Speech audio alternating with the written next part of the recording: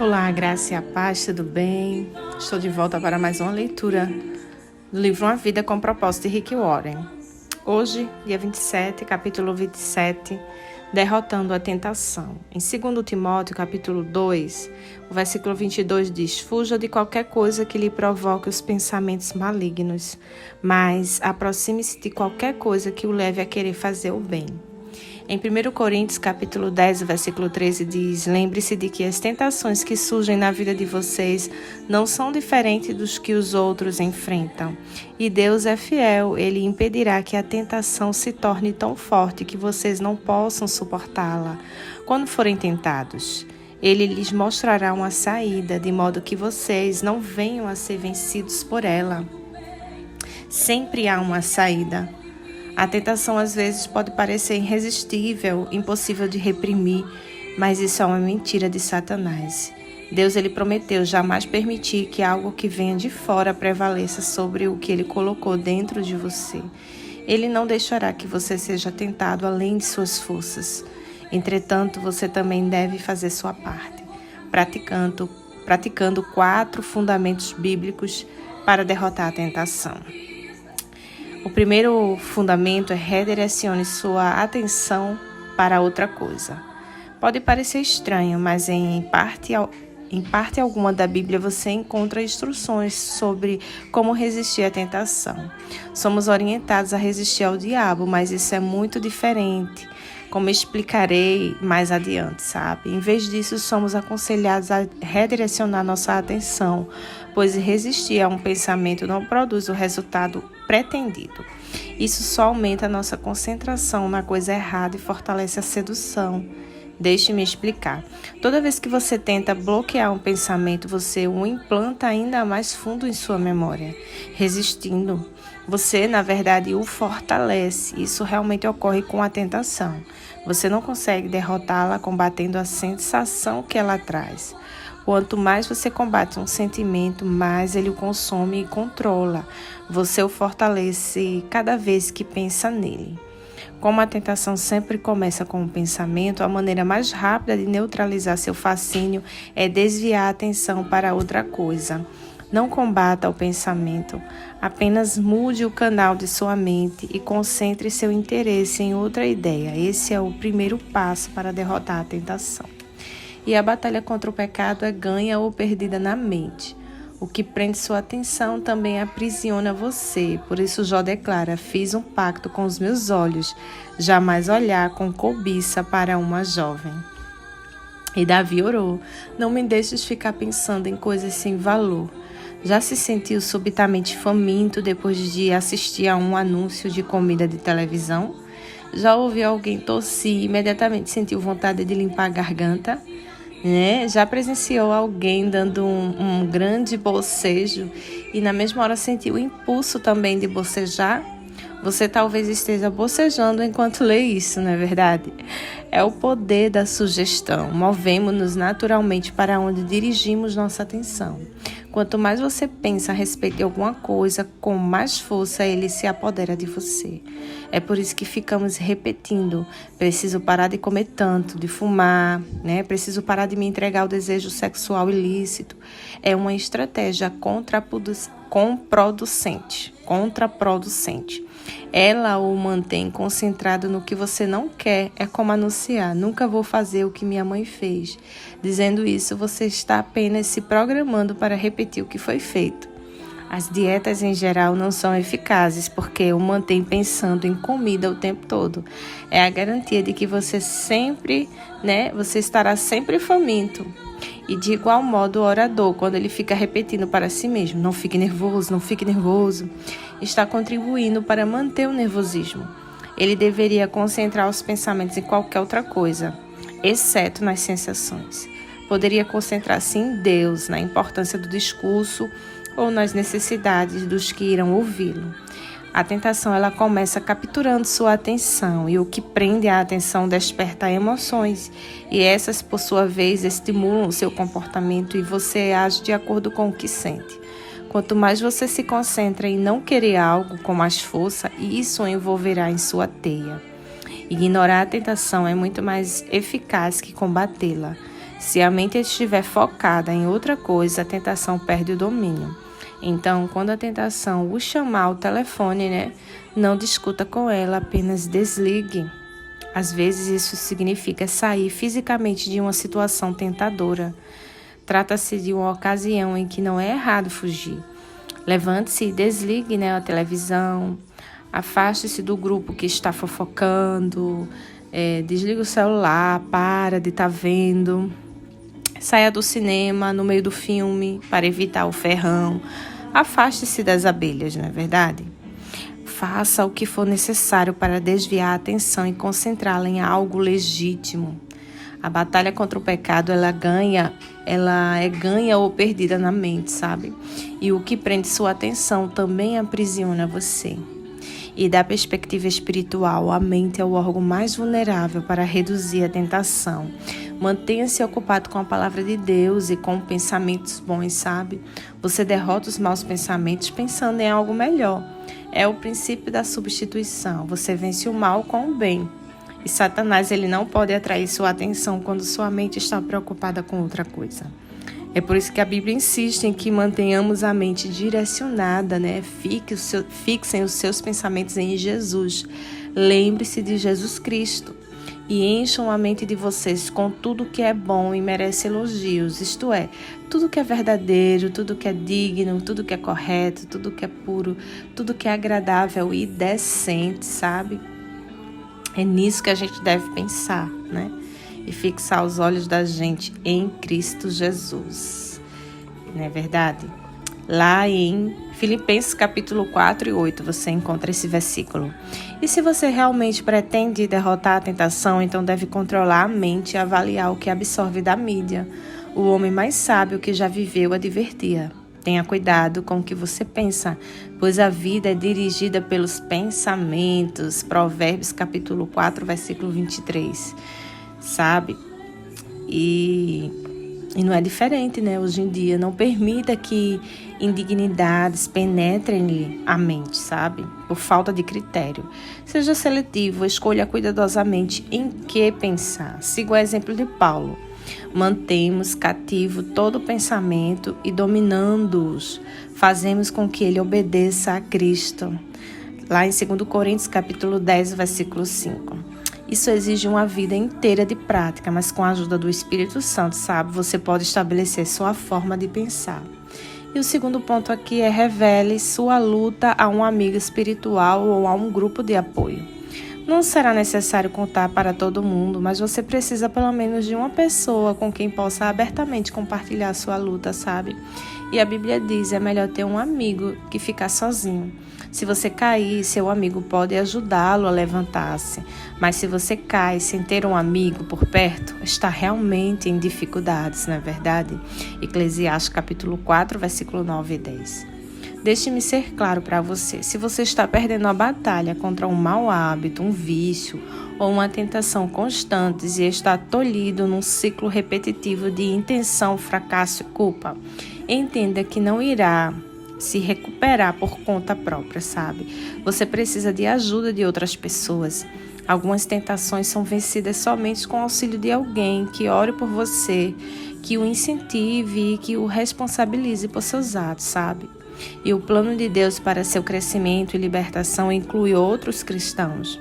A comunhão honesta e verdadeira é o antídoto, sabe, para a luta solitária contra os pecados, que não dão trégua. E Deus diz que essa é uma única maneira de escapar. Confessem os seus pecados uns aos outros e façam oração uns pelos outros para que vocês sejam curados, Está lá em Tiago, capítulo 5, versículo 16. E você realmente pode ser curado daquela tentação recorrente que o derrota continuamente, sabe? A solução de Deus é simples: não o reprima, confesse, não o oculte, revele. Expor os sentimentos é o início da cura, sabe? Esconder a dor só a intensifica. Os problemas crescem na escuridão, tornando-se cada vez maiores, mas retrocedem quando expostos à luz da verdade. As enfermidades têm a medida dos segredos, então tire a máscara, pare de fingir ser perfeito e venha para a liberdade. Aí ele conta que o autor, que numa igreja lá em Saddleback, Temos visto o impressionante poder desse princípio para destruir o domínio de tentações constantes e de vícios aparentemente incorrigíveis por meio do programa que desenvolvemos chamado Celebrando a Recuperação. É um processo bíblico de recuperação em 8 etapas, baseando nas bem-aventuranças de Jesus e construindo em torno de pequenos grupos de apoio.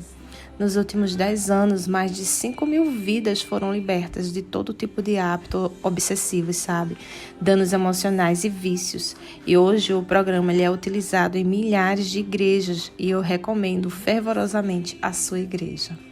Satanás, ele quer que você pense que seu pecado e sua tentação são exclusivos e que, por isso, deve mantê-los em segredo. E a verdade é que estamos todos no mesmo barco. Todos combatemos as mesmas tentações, na verdade, e todos pecaram, como diz lá na Bíblia, em Romanos 3:23, todos pecaram e destituídos estão da glória de Deus. Então, milhões de pessoas sentem o que está sentindo e enfrentam as mesmas lutas que você e eu estamos enfrentando, E o motivo pela qual escondemos nossos pecados é o orgulho, que queremos que os outros pensem que temos tudo, tudo sob controle. Mas a verdade é que qualquer assunto sobre o qual você não possa falar já está fora de controle.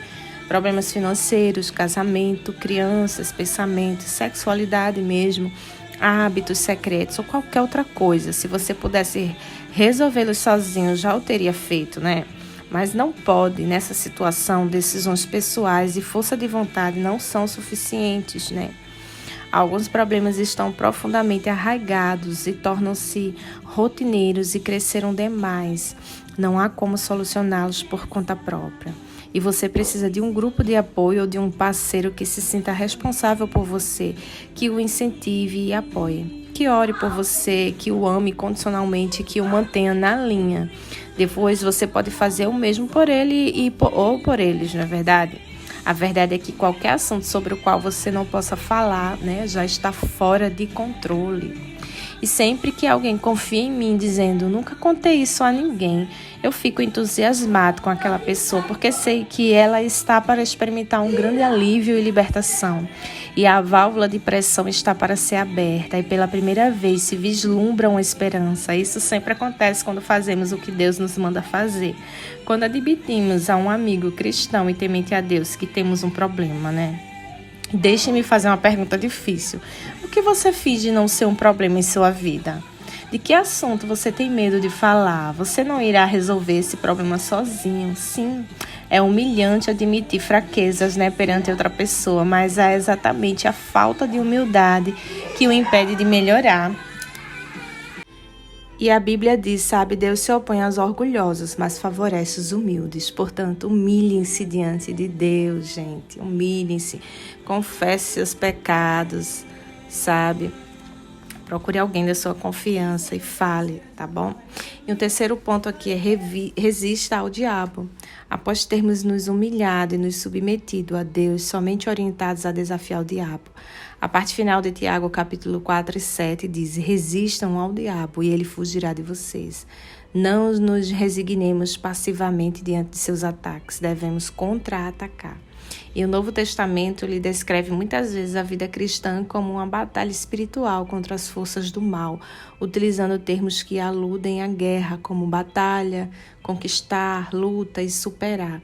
E os cristãos são muitas vezes comparados a soldados que atuam em território inimigo. E como podemos resistir ao diabo? Paulo ele explica, revista-se da salvação como seu capacete e tomem a espada do Espírito, que é a palavra de Deus, Efésios, Só é você se revestir de Efésios 6, Efésios 6, a partir do capítulo, versículo 17, E lembre-se disso, se você é cristão, Satanás não pode obrigá-lo a fazer coisa alguma, pode apenas sugerir, Então, o primeiro passo é aceitar a salvação de Deus, sabe? Você não será capaz de dizer não ao diabo, a menos que tenha dito sim a Cristo. Então, sem Cristo, não temos defesas contra o diabo, mas como com o capacete da salvação, nossa mente é protegida por Deus, né? E lembre-se disso, se você é cristão, Satanás não pode obrigá-lo a fazer coisa alguma, pode apenas sugerir. E o segundo passo é usar a palavra de Deus como arma contra Satanás. Jesus deu exemplo quando foi tentado no deserto. Sempre que Satanás apresentava uma tentação, Jesus reagia citando as Escrituras. Ele não discutiu com Satanás. Ele não disse, não estou com fome, quando foi tentado a usar seu poder para suprir uma necessidade pessoal. Ele simplesmente citou as Escrituras que havia memorizado. Devemos fazer o mesmo. Há poder na palavra de Deus e Satanás a teme, sabe? Jamais tente argumentar com o diabo. Ele argumenta melhor que você, pois teve milhares de anos para praticar. Você não pode blefar, né? Blefar com Satanás, nem convencê-lo com sua lógica, nem lhe impor sua opinião, mas pode usar a arma que o faz tremer, né? A verdade de Deus. É por isso que memorizar as Escrituras é absolutamente essencial para derrotar as tentações. E você poderá acessá-la rapidamente quando for tentado. Assim como Jesus, você terá a verdade guardada no coração, pronta para ser usada. E se você não sabe nenhum versículo bíblico de cor, sua arma está sem munição. E eu convido a memorizar um versículo por semana pelo resto de sua vida. Imagine como você ficará mais forte, não é verdade? E o quarto e último ponto é: esteja ciente de sua vulnerabilidade. Somos advertidos em nunca ficarmos arrogantes ou confiantes demais. Essa é a receita para o desastre. E Jeremias, ele declara, né? O coração é mais enganoso que qualquer outra coisa e sua doença é incurável. Veja só, lá em Jeremias, capítulo 17, versículo 9. Então, isso significa que somos bons em enganar nós mesmos, na verdade. Nas circunstâncias adequadas, qualquer um de nós é capaz de qualquer pecado. Não devemos jamais baixar a guarda e imaginar que somos imunes à tentação. Não se ponha por descuido em situações em que atraiam tentações. Evite-as e lembre-se de que é mais fácil manter-se fora das tentações que sair delas. E a Bíblia diz, não seja ingênuo nem autoconfiante, você não é exceção. Você pode se enganar vergonhosamente com qualquer um. Esqueça a autoconfiança, ela é inútil. Cultive a confiança em Deus. Está em 1 Coríntios capítulo 10, versículo 12. É isso, gente. E jamais tente argumentar, sabe, com o diabo. Ele argumenta melhor que você, pois teve milhares de anos para praticar, né? Essa frase aqui ficou marcada. E é isso. Então, a gente temos que usar a arma que é a oração e a palavra de Deus. Memorizar versículos para que com isso a gente possa vencer, né? Vencer as tentações, derrotando a tentação, não é verdade? Então, pega aí a tua caneta, um lápis, um caderno e anote aí um tema para reflexão. Sempre há uma saída. Sempre, viu? E um versículo para você memorizar está em 1 Coríntios, capítulo 10, e o versículo 13 é: Deus é fiel. Ele impedirá que a tentação se torne tão forte que vocês não possam suportá-la. Quando forem tentados, Ele lhes mostrará uma saída, de modo que vocês não venham a ser vencidos por ela. Aleluia, é isso aí. E uma pergunta para você meditar: a quem posso pedir que seja meu parceiro espiritual para me ajudar em oração a derrotar uma tentação constante, né? Quem aí você pode pedir que seja seu parceiro espiritual, né? Talvez um anjo da igreja, o seu pastor, sua pastora, né? O seu líder, mas peça a Deus essa orientação, que Ele vai te guiar para esse parceiro espiritual, para te ajudar a vencer essa tentação, tá certo? Tá certo? Talvez era tudo isso que eu e você precisávamos ouvir, não é verdade? Que Deus possa te abençoar mais um dia, nesse dia abençoado por Deus. E é isso, eu oro a Deus, eu oro ao Pai para que Ele nos cresça, nos fortaleça, sabe?